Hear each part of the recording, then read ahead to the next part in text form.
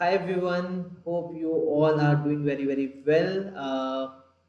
Let me introduce myself very quickly because हमारी classes का objective ही यह है कि हम बिल्कुल भी टाइम वेस्ट नहीं करेंगे और लिमिटेड टाइम में मैक्सिमम आउटपुट लाने का ट्राई करेंगे. So my name is Himanshu Sharma and I'm qualified chartered accountant from November 21 batch. और हमारा इन क्लासेस का ऑब्जेक्टिव क्या है? हमारा ऑब्जेक्टिव है मिशन मई 2026 law for foundation students, right. हम सबसे पहले आते हैं. मैं आपको इंस्टीट्यूट की साइट पे भी लेके चलूँगा. उससे पहले मैंने कुछ चीज़ें समराइज़ की हुई हैं.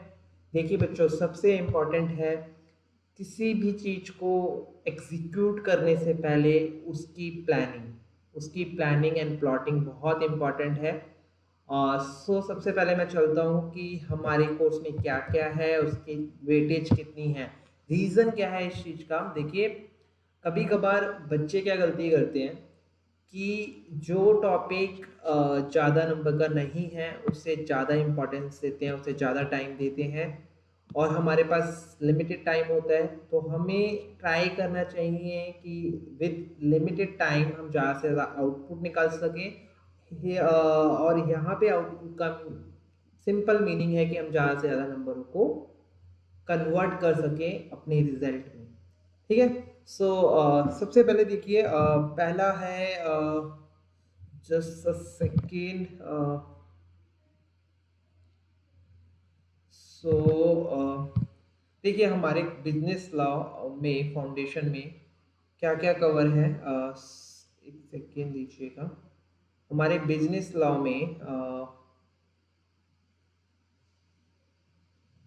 टोटल 7 चैप्टर्स हैं. अगर मैं इसको डिवाइड करूं, पहला है कॉन्ट्रैक्ट एक्ट, दूसरा है कंपनीज एक्ट, तीसरा है पार्टनरशिप एक्ट, चौथा है सेल्स ऑफ गुड्स एक्ट, पांचवा है negotiable instrument act, and then LLP, and final is Indian regulatory act, right. So सबसे पहले मैं ये क्लियर कर देता हूँ, ये बेसिक चैप्टर है, basic understanding of law, formation of law, execution of law in India. सबसे स्टार चैप्टर है हमारा कॉन्ट्रैक्ट एक्ट. कॉन्ट्रैक्ट एक्ट जो कि एक मेजर और वेरी इंपॉर्टेंट चैप्टर है. इसको हम डिटेल में कवर करेंगे. ये आज हमारी क्लास नंबर 1 है और मेरे हिसाब से इस चैप्टर, ये एक इजी चैप्टर भी है, थोड़ा लेंथी है बट हम बहुत अच्छे से कवर करेंगे. आपको बिल्कुल भी लेंथी नहीं लगेगा. हम समझ समझ के, पढ़ पढ़ के, मैं आपको बहुत सारी ट्रिक्स समझाऊंगा ड्यूरिंग दिस सीरीज कि हम कैसे लॉ में ज़्यादा से ज़्यादा मार्क्स ला सकते हैं. और लॉ में मेरे तीनों तीनों तीनों लेवल्स पे, फाउंडेशन, इंटर्न एंड फाइनल में, तीनों में एग्जामिशन है. So that would definitely help you कि हम कैसे इस चीज़ को क्रैक कर सकते हैं. एक और important chapter, companies act. Companies act के कुछ चैप्टर यहाँ दिए गए हैं. ठीक है. Will cover this as well. ये दोनों चैप्टर अकेले ही मिलके 50 मार्क्स कवर करते हैं, 50% ऑफ द कोर्स कवर करते हैं. सबसे पहले हम इन्हीं दो चैप्टरों को कवर करेंगे.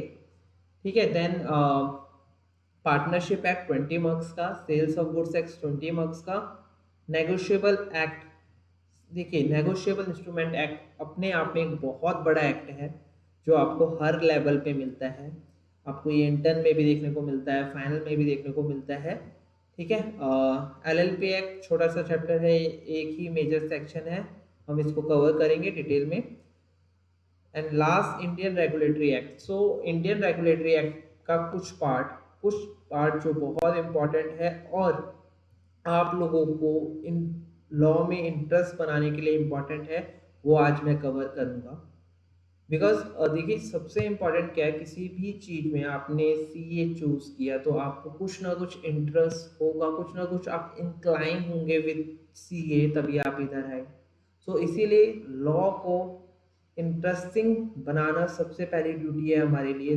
आज मैं उसी में से आपको कुछ चीज़ें कवर कराऊंगा और हम देखेंगे कि कैसे हमें गोइंग फॉरवर्ड इस चीज़ को समझना है और पढ़ना है, इस चीज़ को मतलब लॉ को. ठीक है। तो आइए बच्चों, देखिए सबसे इंपॉर्टेंट चैप्टर हमारा क्या हो गया है, इस कॉन्ट्रैक्ट एंड कंपनीज एक्ट। कसम खा लो कि इस 2 चैप्टरों को हम पानी की तरह पी जाएंगे, ठीक है, पानी की तरह पी जाएंगे, ठीक है। इसके अलावा पार्टनरशिप एक्ट, एलएलपी एक्ट हम साथ में करेंगे, ठीक है। और सेल ऑफ गुड्स एक्ट हम इसके बाद करेंगे। तो हमारी सीक्वेंस कैसे रहेगा, सबसे पहले हम कॉन्ट्रैक्ट एक्ट करेंगे, देन हम करेंगे कंपनीज एक्ट, जिससे कि हमारा ऑलमोस्ट कोर्स, आधा कोर्स कवर हो जाएगा। उसके बाद हम करेंगे पार्टनरशिप एंड एलएलपी साथ में, ठीक है। इसके बाद हम सेल्स ऑफ गुड्स एक्ट करेंगे और हम फिर करेंगे नेगोशिएबल इंस्ट्रूमेंट एक्ट लास्ट में, ठीक है।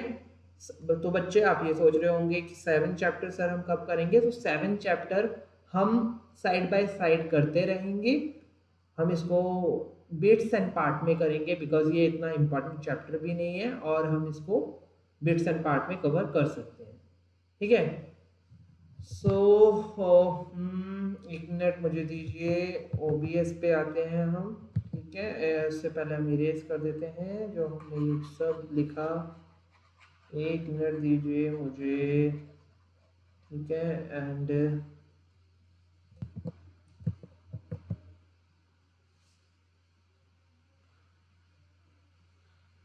Okay okay, I hope my screen is visible to you. अगर कुछ दिक्कत आती है तो प्लीज़ बताइएगा। सो हम आगे चलते हैं अब। इसमें हमें सबसे इम्पोर्टेंट जो अगला चीज़ देखनी है, एग्ज़ाम पैटर्न क्या रहता है। देखिए बच्चों, एग्ज़ाम पैटर्न भी इम्पॉर्टेंट चीज़ है कि आपको पता होना चाहिए कि एग्ज़ाम का पैटर्न क्या रहता है, उसी के अकॉर्डिंग हम चीज़ों को कवर करेंगे। तो क्वेश्चन नंबर 1 जो है हमारा, क्वेश्चन नंबर 1 पेपर में वो कंपलसरी क्वेश्चन होता है और ये 20 मार्क्स के लिए होता है, ठीक है। ये 20 मार्क्स के लिए होता है और टोटल 4 में से बच्चों के 5 में से 4 क्वेश्चन आपको अटेम्प्ट करने होते हैं। तो इस तरह टोटल कितने नंबर का पेपर होता है, 100 नंबर का। टाइप ऑफ क्वेश्चन कैसे आते हैं, ठीक है, थ्योरी बेस्ड क्वेश्चन आते हैं। थ्योरी बेस्ड मतलब डायरेक्ट क्वेश्चन पूछ लिया कि वैलिड कॉन्ट्रैक्ट क्या होता है, या फिर एक सिचुएशन बेस्ड बना के इसको पूछ लिया। आपसे डिफरेंस पूछ सकते हैं, ठीक है, सिचुएशन बेस्ड क्वेश्चन पूछ सकते हैं, केस स्टडी पूछ सकते हैं। ये है टाइप ऑफ क्वेश्चंस। इसको अभी बताना थोड़ा सा आपके लिए जल्दी होगा, बिकॉज मैं ये मानता हूँ कि जैसे जैसे हम कोर्स में आगे बढ़ेंगे, चीज़ें कवर करेंगे, तो आपको ये समझ में आएगा कि कैसे कैसे क्या क्या कवर करना है। और एंड में जब हम अपने आई वुड से कि अपने जो टेस्ट लेंगे, मैं आप बच्चों से टेस्ट भी लूँगा, आप मेरे टेलीग्राम चैनल पे वो शेयर करेंगे एंड मैं आपको चेक करके भी दूंगा। तो उसमें मैं एग्ज़ाम पैटर्न में ही आपका मॉक टेस्ट भी रखूँगा, ठीक है। तो ये सब कुछ वहाँ कवर हो जाएगा, लेकिन मैंने अभी इसलिए कवर कर दिया यहाँ पे कि आपको थोड़ा आइडिया बढ़ जाए कि हमारे पेपर कैसे आते हैं। तो अब हम चलते हैं मेन चीज़ की तरफ। और अब मैं आपको थोड़ा सा समझाने वाला हूँ, अपना ध्यान बिल्कुल यहाँ रखेंगे। और मेरे बच्चों से रिक्वेस्ट है, ये जो भी नोट्स है आपको ये मेरे टेलीग्राम चैनल पे मिल जाएंगे। तो जब मैं आपको चीज़ कवर करा रहा हूँ तो आपको केवल मुझे बहुत ध्यान से सुनना है। ये रूल नंबर 1 है। जैसे जैसे मैं क्लासेस देता रहूँगा मैं आपको रूल्स बताते रहूँगा। पहला रूल ये है कि आपको जब मैं क्लास ले रहा हूँ आपको केवल मुझे ध्यान से सुनना है। दूसरा रूल, आपको ये घर जाके रिवाइज करना है। तीसरा रूल, आपको इससे रिलेटेड क्वेश्चंस कवर करने हैं जो आपकी बुक में ही होंगे, ठीक है। तो अब मैं स्टार्ट करने वाला हूँ और कुछ क्वेश्चन मैं आपको दूंगा, लेकिन वो at the end of chapter दूंगा, ठीक है। तो वो भी आपको करने होंगे, ठीक है। सो आइए मेरे साथ। सबसे पहला कि भाई बिजनेस लॉ क्या है, बिजनेस लॉ क्या है, और अगर मैं बिजनेस को काट भी दूं तो लॉ क्या है, ठीक है। तो लॉ है ऑफिशियल रूल्स दैट सेज, जो कहते हैं कि व्हाट पीपल मे और मे नॉट डू। क्या है ये ऑफिशियल रूल्स जो कह बताते हैं लोगों को कि क्या आप कर सकते हो और क्या आप नहीं कर सकते हो, ठीक है भाई। तो लॉ सिंपल है, आपकी एक किताब है जिसमें ये लिखा है कि क्या आप कर सकते हो और आप क्या नहीं कर सकते हो। आगे चलते हैं, बहुत सिंपल तरीके से समझना है। कोई डाउट हो तो मेरे टेलीग्राम चैनल पे आपको डालना है, मैं आपको तभी रिप्लाई करूंगा, ट्राई करूंगा, जैसे ही फ्री हूँ तब रिप्लाई करूँ। तो अब मैं आप तीन चीजें कवर करूंगा, ध्यान से सुनना। पहला है फ्रेम्ड, ठीक है, पहला है frame, then execution of law, ठीक है, आपको मैं दिखा भी देता हूँ। पहला है लॉ कैसे फ्रेम होते हैं, कैसे पास होते हैं, गवर्न, एंड देन लॉ का एग्जीक्यूशन एंड इवेल्युएट कैसे करते हैं कि उनको सही तरीके से चलाया जा रहा है या नहीं चलाया जा रहा, ठीक है। तो देखिए, how laws are framed in India. देखिए, जो बच्चे थोड़ा जियो पॉलिटिक में इंटरेस्टेड हैं उनको ये थोड़ी बहुत बातें पहले से पता होंगी, नहीं पता तो मैं आप लोगों को अभी क्लियर करूंगा। जिनको नहीं पता उन्हें टेंशन लेने की बिल्कुल जरूरत नहीं है, हर एक चीज जीरो से स्टार्ट की जाएगी और बताई जाएगी, ठीक है। यार, जब मैंने अपनी सीए स्टार्ट की थी तब मेरे पास फाउंडेशन पे तो फ़ोन भी नहीं था, इंटर्न पे फ़ोन नहीं था। जब मैंने ट्रेनिंग स्टार्ट की तब मेरे पास फ़ोन आया और मैंने सारे जो भी मेरा फाउंडेशन, इंटर्न एंड फाइनल मैंने सेल्फ स्टडी से क्लियर किया था। फाइनल में तो मुझे बहुत हेल्प मिल गई थी क्योंकि मेरे पास फ़ोन आ गया था और मुझे लगता था कि बच्चे क्यों क्लासेस लेते हैं जब उनके पास फ़ोन अवेलेबल है और वहाँ बहुत सारे टीचर्स आपको क्लासेस और चैप्टर कवर करा रहे हैं। तो मेरा एक ही मोटिव है, ठीक है, कि ज़्यादा से ज़्यादा बच्चे इस चीज़ का फ़ायदा उठा पाएँ और ये क्लासेस ले पाएँ। और मैंने जैसा कि कहा आपको कि मैं ट्राई करूँगा कि मैं ज़्यादा से ज़्यादा बच्चों के साथ कनेक्ट कर पाऊँ अपने टेलीग्राम चैनल के थ्रू। आपको मेरे टेलीग्राम चैनल का लिंक इस वीडियो के डिस्क्रिप्शन में मिल जाएगा और मैं उनके क्वेश्चंस को भी आंसर करने का ट्राई करूँगा, ठीक है। तो आइए, लॉ कैसे बनते हैं भाई इंडिया में। देखिए, लॉ कैसे बनते हैं इंडिया में, सिंपल है। लॉ कैसे फ्रेम होते हैं, सबसे पहले आता है एक बिल। एक बिल, बिल बोलते हैं किसी भी लॉ या न्यू लॉ या उसमें अमेंडमेंट के लिए जो एक बिल या ड्राफ्ट लाया जाता है। ये ड्राफ्ट सबसे पहले जाता है लोकसभा। लोकसभा, लोकसभा से अगर ये पास होता है, पहले तो लोकसभा क्या होता है, देखिए इंडिया में दो तरह के चुनाव होते हैं, एक मुख्यमंत्री के और दूसरा अपने प्रधानमंत्री के, ठीक है। जो लोग लोकसभा में चुनाव में लड़ते हैं और लोकसभा मतलब जो प्रधानमंत्री के चुनाव के लिए लड़ते हैं, प्रधानमंत्री के चुनाव होते हैं जब स्टेट वाइज एक सांसद खड़ा किया जाता है, उसमें से जो जो जीतते हैं वो कहाँ जाते हैं, लोकसभा जाते हैं, ठीक है।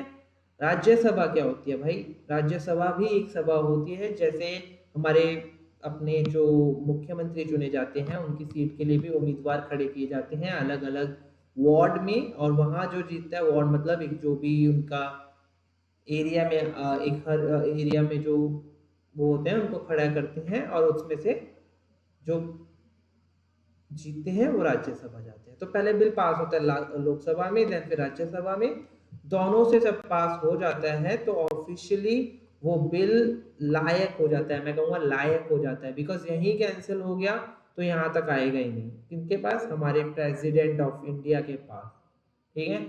अगर लोकसभा में पास होता है, राज्यसभा में पास होता है, पहले ड्राफ्ट होता है लोकसभा में पास, फिर राज्यसभा में पास, फिर प्रेसिडेंट फाइनली उसे साइन करके अप्रूवल दे देते हैं कि ये बिल और आई वुड से ये लॉ एप्लीकेबल है इन इंडिया एंड अप्रूव्ड है in India by the both Lok Sabha and Rajya Sabha, ठीक है। Just second brother, just second, मेरे लैपटॉप की बैटरी थोड़ी सी डिस्चार्ज हो रही है तो मेरे को थोड़ा सा इसको चार्ज पे लगाना पड़ेगा, एक सेकंड दीजिएगा बस, सॉरी फॉर द इनकन्वीनियंस, ठीक है।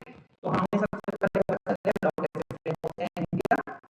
अब हम आगे चलते हैं, सबसे पहले इसको इरेज कर लेते हैं, ओके, इरेज दिस,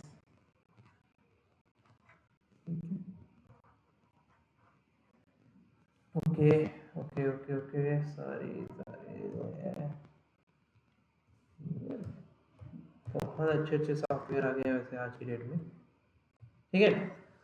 सो दूसरा मेन टॉपिक अभी जो हम कवर करने वाले हैं, पहला हमने कर लिया कि कैसे लॉ फ्रेम, अभी तक हमने क्या क्या कवर किया। देखिए सबसे पहले लॉ क्या है, लॉ है कि जो बताते हैं कि आप क्या कर सकते हो और क्या नहीं करना अलाउड नहीं है। फिर हमने पढ़ा कि लॉज कैसे फ्रेम्ड होते हैं इन इंडिया। तो सबसे पहले ड्राफ्ट बिल आता है, वो ड्राफ्ट बिल कहाँ जाता है, लोकसभा में जाता है, वहां से अप्रूव होता है, फिर राज्यसभा जाता है, देन जब दोनों सभाओं से पास हो जाता है तो वो प्रेसिडेंट फाइनली उसे अप्रूव करते हैं। ठीक है, तो अब हमारा मेन क्वेश्चन है कि भाई लॉ तो बन गया लेकिन उसको गवर्न कैसे करेंगे। गवर्न कैसे करेंगे, तो इसके 3 मेन पिलर हैं। पहला है लेजिस्लेटिव।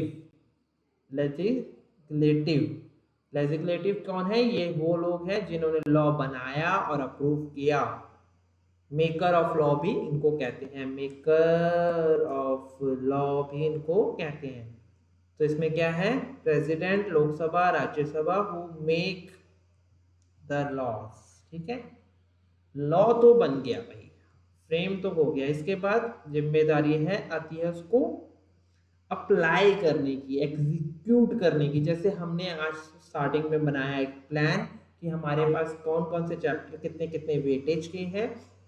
ठीक है, हमने प्लान बनाया कि किस ऑर्डर में हम किस चैप्टर को कवर करेंगे। अब उसको एग्जीक्यूट करने की बारी है। तो एग्जीक्यूट करना, जिसको हम कैरी कहते हैं, carry out the law, carries out the law.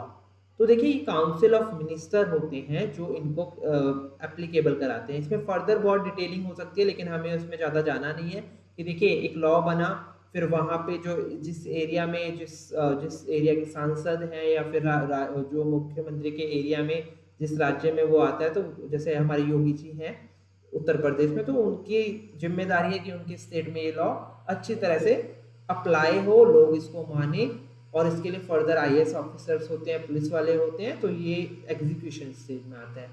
लेकिन लेकिन लेकिन लेकिन इसके बाद एक और चीज है कि अगर ये कौन डिसाइड किया करेगा कि भाई ये जो लॉ बने वो ढंग से अप्लाई किए जा रहे हैं या नहीं किए जा रहे, तो ये इसके लिए क्या होती है, हमारी कोर्ट्स होती हैं, कोर्ट। और आई वुड से जो जजेस होते हैं कोर्ट के, दे विल डिसाइड कि लॉ को आपने पालन किया है या नहीं किया है।